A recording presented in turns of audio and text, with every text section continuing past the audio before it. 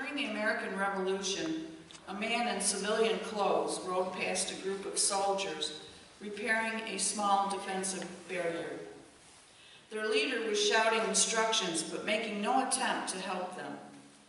Asked why by the rider, he retorted with great dignity, "Sir, I am a corporal." The stranger apologized, dismounted, and proceeded to help the exhausted soldiers.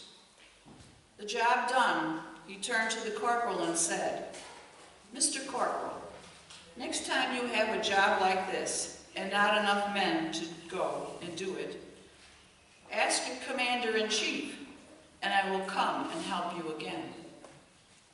The rider was George Washington. By coincidence, our scripture today has a similar ring to it. We're going to be reading John 13, verses 1 through 17.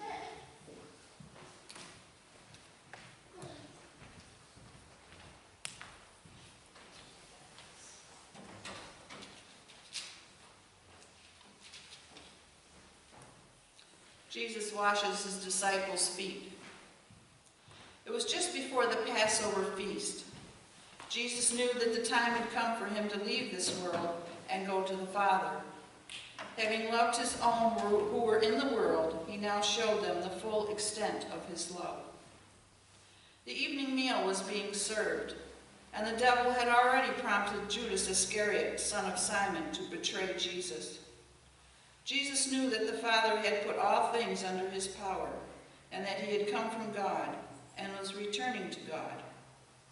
So he got up from the meal, took off his outer clothing, and wrapped a towel around his waist.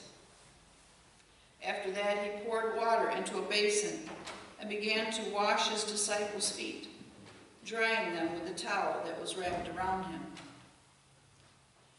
He came to Simon Peter, who said to him, "Lord, are you going to wash my feet?" Jesus replied, "You do not realize now what I am doing, but later you will understand." "No," said Peter, "you shall never wash my feet." Jesus answered, "Unless I wash you, you have no part of me." "Then, Lord," Simon Peter replied, "not just my feet, but my hands and my head as well." Jesus answered, "A person who has had a bath needs only to wash his feet. His whole body is clean, and you are clean, though not every one of you." For he knew who was going to betray him, and that was why he said not everyone was clean. When he had finished washing their feet, he put on his clothes and returned to his place. "Do you understand what I have done for you?" he asked them. "You call me teacher and Lord, and rightly so, for that is what I am. Now that I, your Lord and teacher, have washed your feet, you also should wash one another's feet.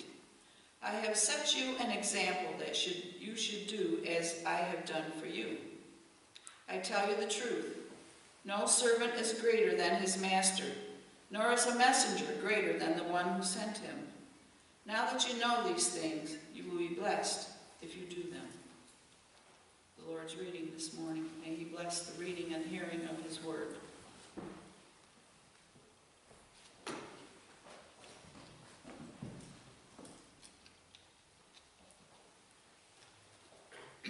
We could very easily call this the last Passover.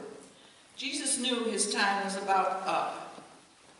He'd been preparing his disciples for his departure for quite some time, but their ears were closed. They didn't want to hear it. When my mom was suffering with cancer, I tried talking to my dad about her future, which was grim. He refused to discuss it. He couldn't imagine life without her, and he wasn't about to consider the possibility. His ears were closed. Jesus and the disciples had gathered in the upper room to celebrate the Feast of Unleavened Bread. The disciples had prepared for it as Jesus instructed. As they gathered in the upper room, I imagined them discussing their day. Maybe they were remembering past observances with their family and feeling a bit homesick. They are tired, dusty, and hungry, yet anxious to celebrate with their Master, Jesus. They had been out all day walking, talking, listening, and learning. There were no paved roads. It was expected that a household servant would come to wash their feet. That was a servant's responsibility after all. But Jesus takes the towel and wraps it around his waist and begins to wash their feet. When he's finished, he tells them, "I have set an example that you should do as I have done for you." He put the disciples and all of us on an even plane. We are no better or no worse than the poor, the homeless, the panhandler on the corner, the sick or the impaired when God looks at us. Most of us don't ever think of ourselves as the others. But from time to time, we all need some kind of help. It's very easy to think less of the others in our world, but God sees no difference. We live in an era of fear. People are afraid of each other. Afraid of the poor, they'll rob us. Afraid to allow our children to go outside and play without supervision, someone will take them. Afraid of people who look different, they may harm us. Afraid of people of different religious views, they are evil. Yet Jesus tells us God loves all of his creation, and we are to help and serve each other. Robert K. Greenleaf wrote, "A servant leader focuses primarily on the growth and well-being of people and the communities to which they belong. While traditional leadership generally involves the accumulation and exercise of power by one at the top of the pyramid, servant leadership is different. The servant leader shares power, puts the needs of others first, and helps people develop and perform as highly as possible. Jesus is our servant leader." Jesus was willing to invest in others. Jesus was willing to invest in people others would have dismissed. Consider the disciples. They were not the religious elite, yet Jesus used them to start his church. Jesus released responsibility and ownership in ministry. Consider how Jesus sent disciples out on their own. No micromanagement, it appears. Jesus had a leadership succession plan. He consistently reminded the disciples he wouldn't always be with them. Of course, he was still the leader, but he left others to take the ministry forward. Jesus practiced servant leadership better than anyone. The King of Kings was willing to wash the feet of his followers. Jesus was laser-focused on his vision. Regardless of the persecutions or distractions, Jesus kept on the mission God had called him to complete. He handled distractions with grace. When the woman who had been bleeding for 12 years touched his garment, Jesus stopped to heal her, even though headed to a definite purpose. Jesus was also into self-development. He constantly slipped away to spend time with God. He was into leadership, development, and replacement. He very purposely prepared the disciples to take over the ministry. He pushed people beyond what they felt they were capable of doing. And I might add, he still does that. Jesus held followers to high expectations. He was not afraid to make huge requests of people. "Follow me" meant that the disciples had to drop their agenda to do so. He told the disciples they must be willing to lose everything to follow him. He cared more about people than about rules and regulations. He was willing to jeopardize himself personally by breaking the rules to help someone in need. He celebrated success in ministry. He rewarded people generously who were faithful to him and his cause. And he finished well. His ministry is still working today. What does it take for us to be good servant followers? It takes empathy. Empathy is not the same as sympathy. It requires us to put ourselves in the other person's shoes. It takes thinking about what it is like to live like they live? What is it like to go without food, clothing, or a safe place to sleep? I came across the following essay I'd like to share with you. It's called The Water. The author is anonymous.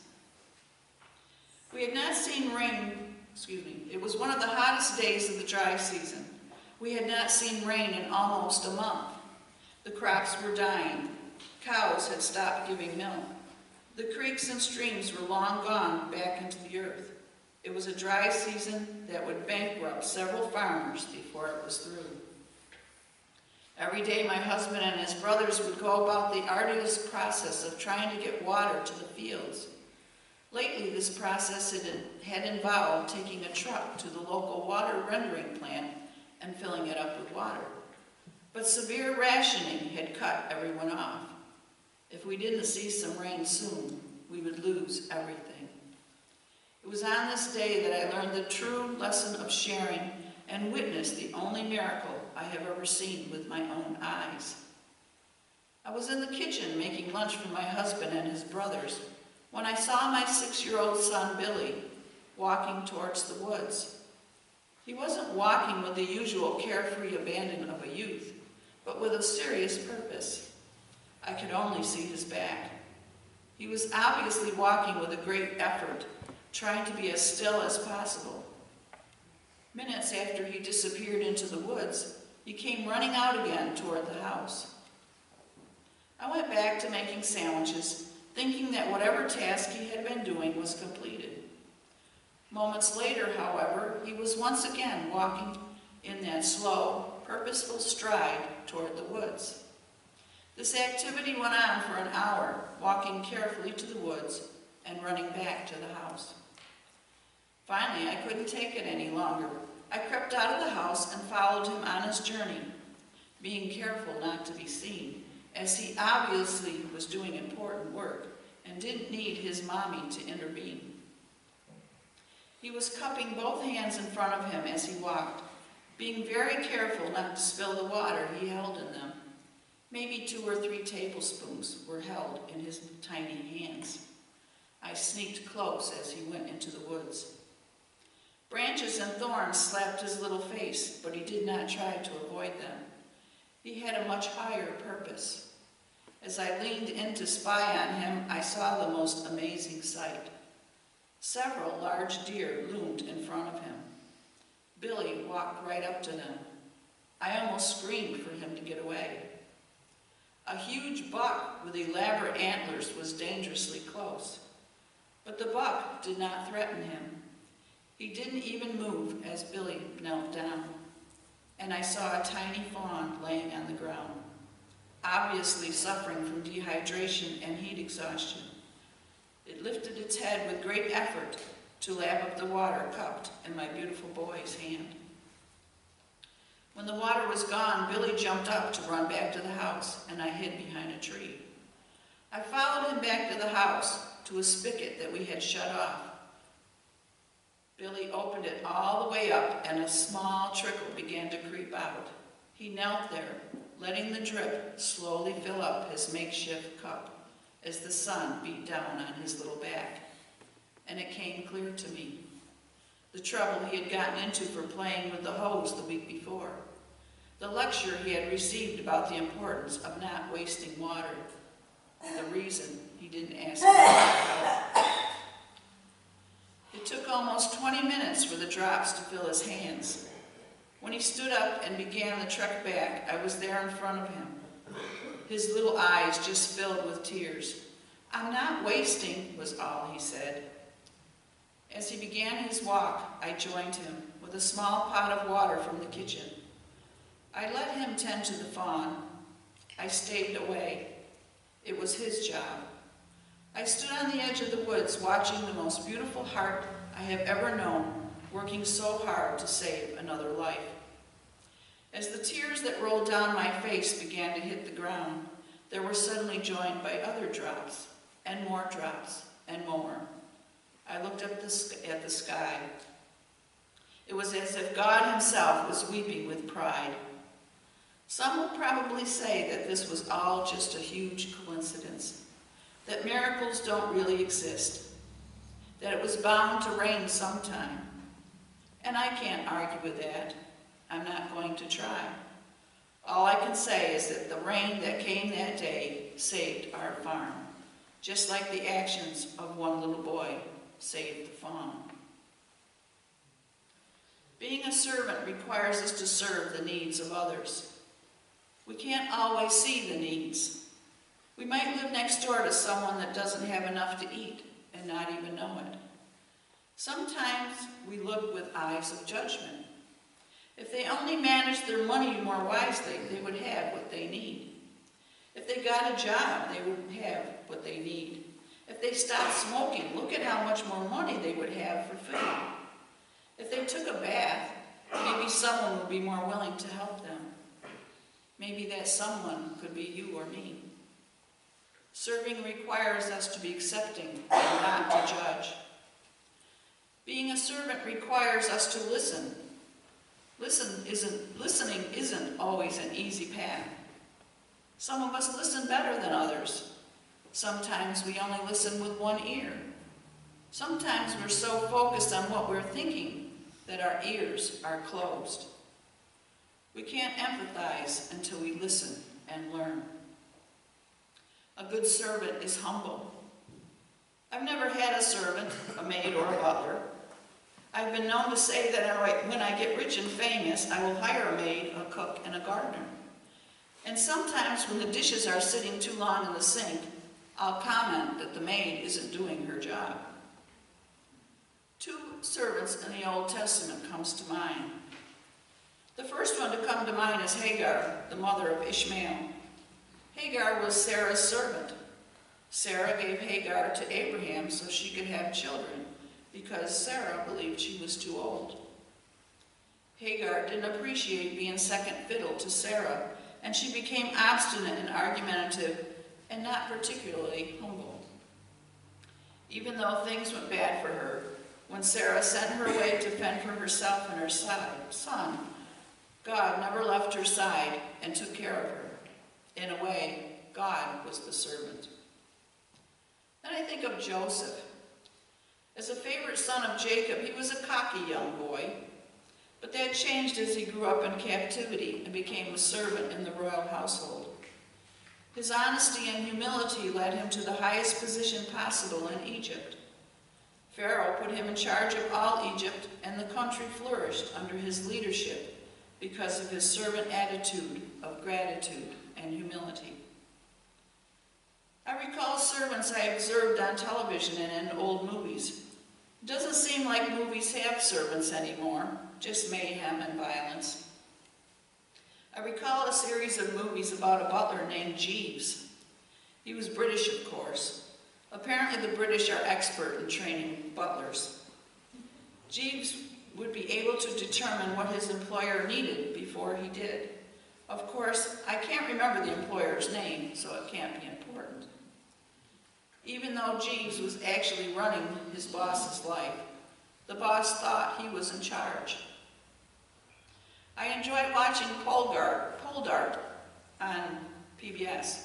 Pole Dart rescued a maiden off the streets of the city and employed her as his housekeeper maid. When he asked for something to eat or drink, she had it in front of him before he finished the sentence because she was anticipating his needs. While in his service, she was humble and grateful for the opportunity to serve. Of course, once he married her, that changed. I'm not sure that I would characterize either of these as humble Christian servants, but they were grateful and appreciated the opportunity to serve. Jesus was humble, and as his followers, we need to foster that humility. To be a servant in the Lord's kingdom, our service must be motivated by love. If we are going to be servants, we must learn to love everyone, even if we disagree with some of their beliefs. Remember, Jesus loved all the way to the cross. And even while there, he thought of others, promising the thief that he would be with him in paradise, and making arrangements for John to take care of his mother, Mary. Whether it's washing dirty feet, visiting the sick, helping to bathe a sick brother, Feeding a family after a funeral or running an errand for a shut-in, our motivation must be love. What does a Christian servant look like? A servant is a person who gives up a month during the summer to go on that mission trip to Mexico or